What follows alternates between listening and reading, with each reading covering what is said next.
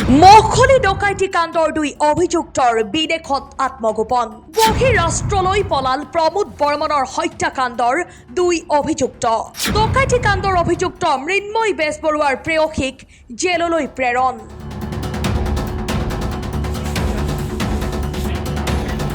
পূজা ৰাজবংশী ডকাইতি কাণ্ডৰ অভিযুক্ত মৃন্ময় বেজবৰুৱাৰ প্ৰেয়সী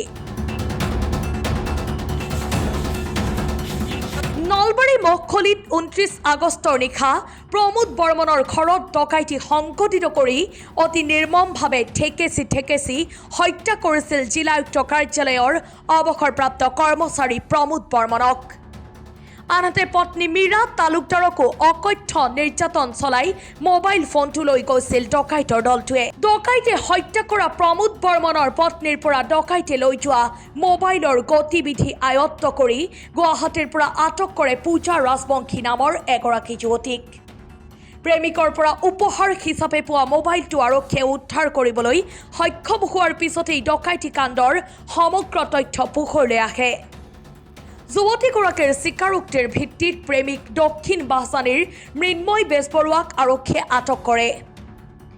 ইপিনে মৃন্ময় আৰক্ষীৰ জালত পৰাৰ পিছতেই ডকাইতি কাণ্ডৰ মূল অভিযুক্ত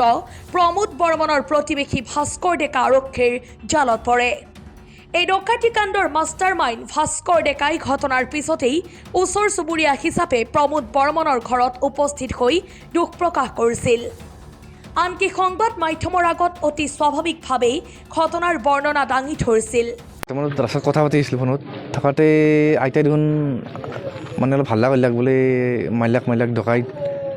তাৰপিছত ময়ো আহিলোঁ আৰু ওচৰ চুবুৰীয়াও আহিল আহোঁতে দেখা পালোঁ আটা পৰি আছে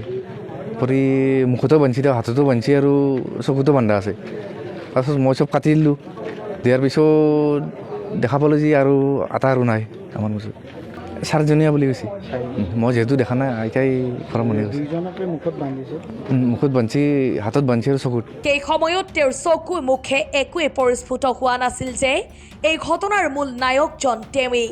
ইতিমধ্যে বেলখৰ থানাৰ আৰক্ষীৰ জিম্মাতে আছে মৃন্ময় বেজবৰুৱা আৰু ভাস্কৰ ডেকা ধৃত মৃন্ময় আৰু ভাস্কৰ ডেকাৰ স্বীকাৰোক্তিৰ ভিত্তিত আন দুজন অভিযুক্তৰ অভিযান অব্যাহত ৰাখিছে আৰক্ষীয়ে